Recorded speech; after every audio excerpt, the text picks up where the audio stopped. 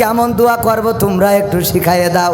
ও আমার দরদি আগে জানলে তোর ভাঙা নৌকায় চড়তাম না।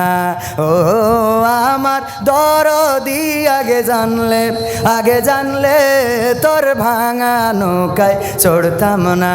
ভাঙা নৌকায় চড়তাম না আর এই বিপদে পড়তাম না। ওরে মায়েরে মুরে বর্ডারে পাঠাইছে দেখার লোক তো পাইলাম না।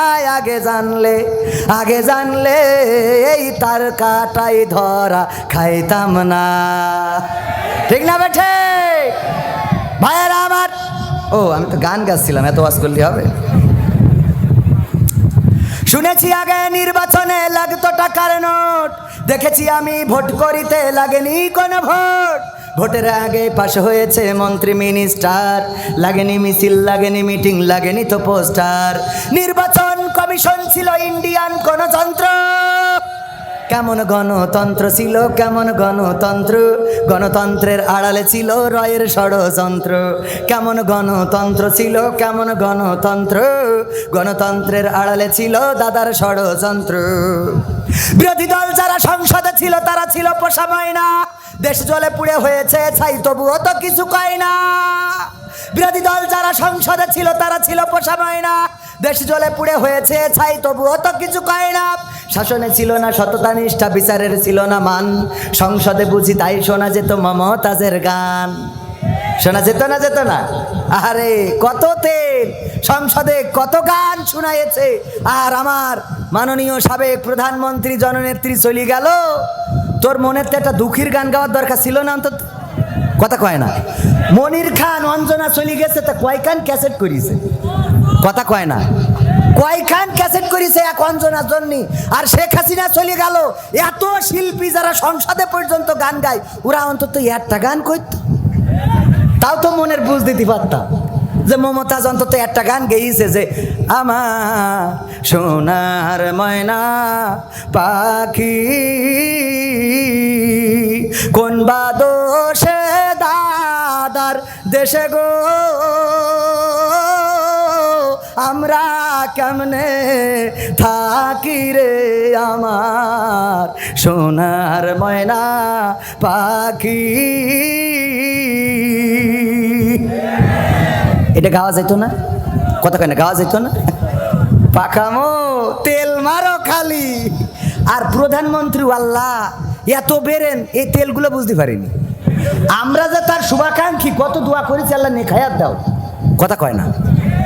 শেখ হাসিনা যদি দোয়া করতে আমাদের এক হুজুর ডাইরেক্ট আরবি দিয়ে দোয়া করলো, বলছে রব্বানা আতিনা ফিদ দুনিয়া হাসিনা। আরবি দিয়ে পর্যন্ত দোয়া করে দিলে, এরপরেও আমাদের বিশ্বাস করিনি। কথা কয় না? ও বিশ্বাস করি যারা তেল মেরিয়েছে, ওরা দোয়া করিয়েছে কি? বলছে আল্লাহ বঙ্গবন্ধুকে সপরিবারে যারা হত্যা করেছে তুমি তাদের জান্নাতুল ফেরদাউস নসিব করো। সহ্য না করে পারা যায় কোনকে দোয়া কোনে লাগাইছে। আবার বলছে বঙ্গবন্ধুকে আল্লাহ তুমি জাহান্নামের উচ্চ মাকাম দান করো। কত বড় শয়তান! আমার মিজাজ এত খারাপ হয়েছে, ওই সময় মনে হইলো জামাত ইসলাম ছেড়ে দিয়ে এখন অন্তত দোয়া করার জন্য হলো আমলিক করবো, কারণ জাহান্নামের উচ্চ মাকাম চাবি তুই পাকাবো পাইছিস। বেয়াদব কোথাকার! কত বড় শয়তানের শয়তান! আর এইসব লোকগুলো ডানি ভাই, আর আমাদের জেলখানায় পুরি দিয়ে আমরা যারা তার ভালো চাই, আমরা বলেছি আমাদের মুখ বন্ধ করার জন্য কিচ্ছু করা লাগবে না। আপনি জেলখানায় খামাখা সরকারের টাকা দিয়ে ভাত খাওয়াবেন কেন? আপনি খামাখা ফাঁসির কাষ্ট বানায়ে ওই জল্লাদ শাহজাহানের নিয়ে ফাঁসি দেবেন কেন? আপনি খামাখা মিজানুর রহমান আজহারির দেশতে তাড়াই দেবে কেন? মামুনুল হকের ধরে রাখতে হবে কেন? আমির হামজার জেলে ভর্তি হবে কেন? সাইদির ইঞ্জেকশন দিতে হবে কেন? মুজাহিদির ফাঁসিতে ঝুলাতে হবে কেন? কাদের মোল্লার ফাঁসিতে ঝুলাতে হবে কেন? আলেম উলামার নামে মামলা দিতে হবে কেন? কবরে যারা আছে ওদের নামে কেস দিতে হবে কেন? এত কষ্ট কিচ্ছু করা লাগবে না, খালি একটা কাজ করতে হবে। একটা কাজ। কয়টা কাজ? সহজ জিনিসটা বোঝে না। কি কাজ? আমি বললাম বাংলাদেশের সংসদে কোরআনের আইন কায়েম করে দেন, হুজুরা যদি চুপ না থাকে আমি বুঝে দেবো। কথা কয় না? বাংলাদেশের সংসদে কোরআনের আইন কায়েম করে দেন যদি মামুনুল হক, আমির হামজা, মিজানুর রহমান আজহারি, সাইদিন নাতিপুতি, তার ওয়ারেসরা, কবির বিন সামাদরা, মিজানুর রহমান ডাক্তাররা, আব্দুল হাই সিদ্দিকিরা যদি চুপ না থাকে, আমি বুঝে দেবো আমার ফাঁসি দিয়ে নয় দিন।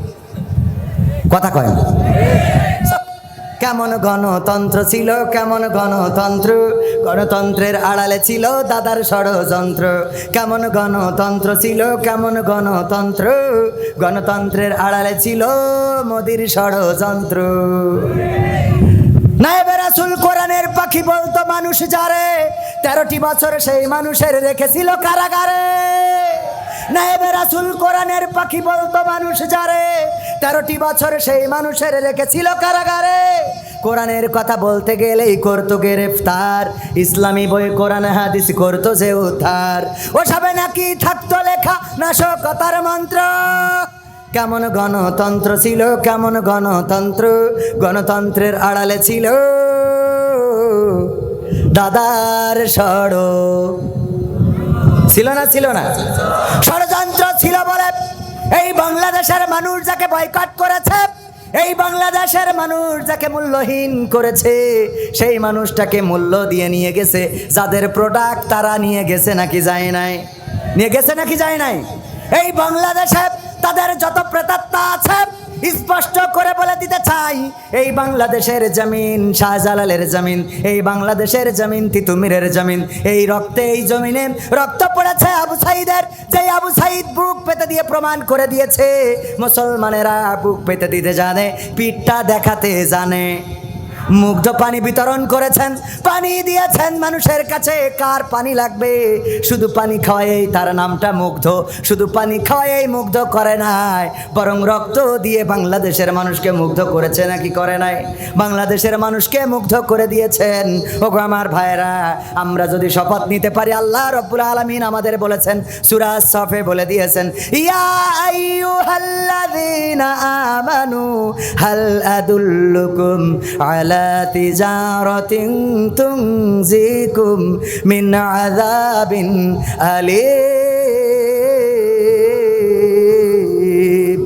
আমার আল্লাহ বলছেন, ওগো ইমানদারেরা, ওগো ফুলতলাবাসীরা, ওগো দামোদরবাসীরা, তোমাদেরকে আমি কোনো একটা ব্যবসার সন্ধান দিয়ে দেব, যেই ব্যবসা করলে তোমরা কঠিন জাহান্নামের ভয়াবহ আযাব থেকে বেঁচে যাবে। তারপরে আবার পরের আয়াতে বলে দিলেন,